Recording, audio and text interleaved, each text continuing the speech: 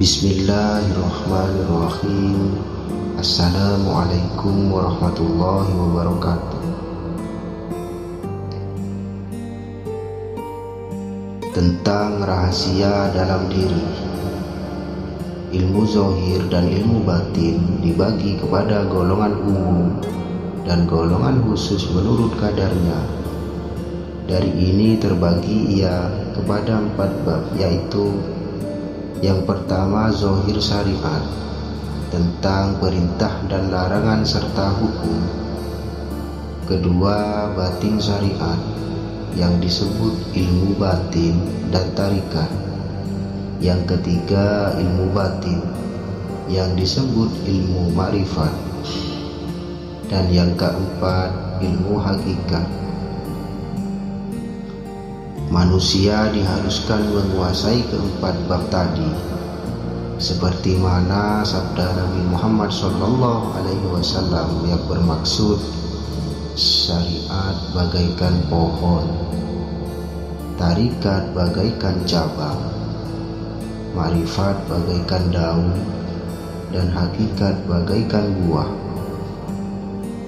Nafsu menggoda di daerah syariat dengan membuat perlawanan-perlawanan, sedangkan di daerah tarikat nafsu menggoda dengan mendorong dan menyetujuinya, tetapi di dalamnya terkandung tipuan seperti pengakuan menjadi nabi, wali, dan sebagainya.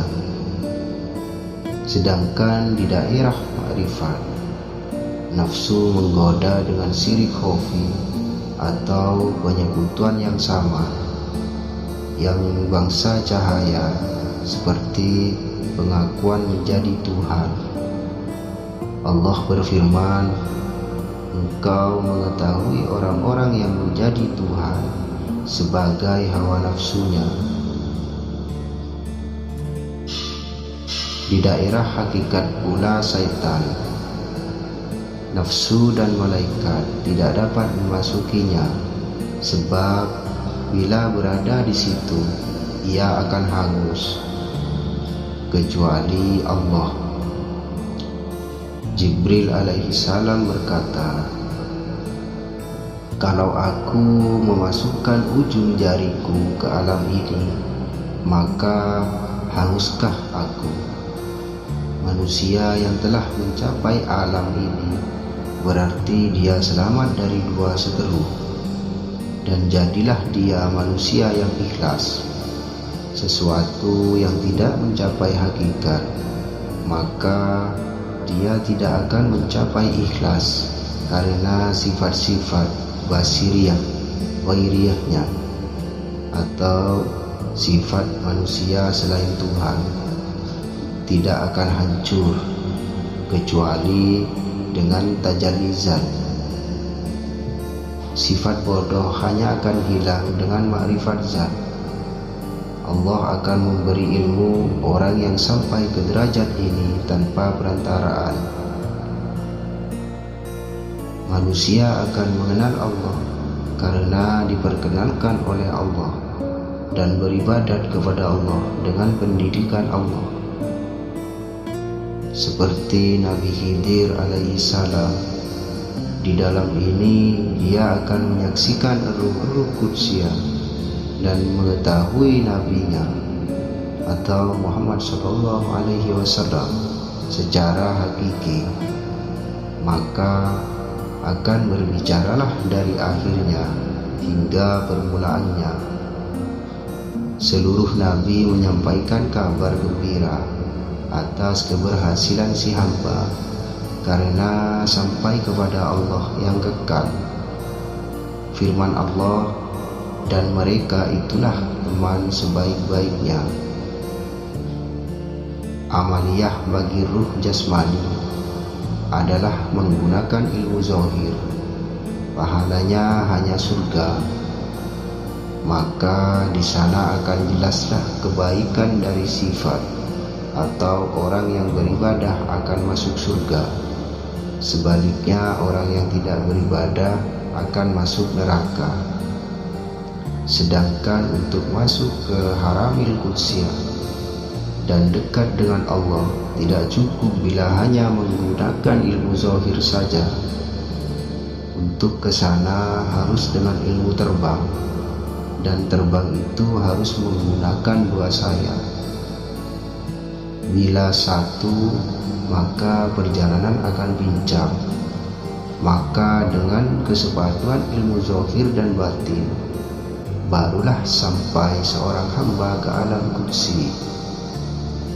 Allah berfirman di dalam hadis kursi, "Hai hambaku, bila engkau ingin masuk ke haramilku atau haramil kursiyah, maka engkau jangan tergoda oleh mulki, malakut, jabarut, karena alam mulki adalah syaitan bagi orang alim, alam malakut adalah syaitan bagi orang arif, dan alam jabarut adalah syaitan bagi orang yang akan masuk ke alam kursiyah."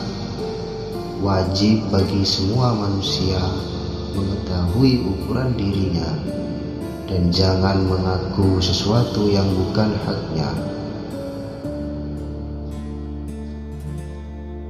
Allah menyayangi orang-orang yang mengetahui kadar dirinya dan tidak melewati batas perjalanannya, menjaga lisannya dan tidak mensia-siakan umurnya. Seorang alim harus mampu mencapai makna hakikat manusia yang disebut tiflul ma'ani atau bayi maknawi. Setelah itu harus mendidiknya dengan tetap melakukan asma tauhid dan keluar dari alam jasmani ke alam ruhani, yaitu alam as-sirri, yang di sana tidak sesuatu pun selain Allah. Sir itu seperti lapangan dari cahaya, tidak ada ujungnya. Inilah makam al-muwahhidin. Berusahalah untuk mencapai ke tahap itu melalui ajaran guru atau orang yang ahlinya. Ada di antaranya sengaja tidak diuraikan dengan lebih lanjut karena sebagiannya adalah rahasia yang perlu dibicarakan secara khusus. Ilahi anta maksudi wa ridhaka matlubi. Semoga bermanfaat. Wassalam.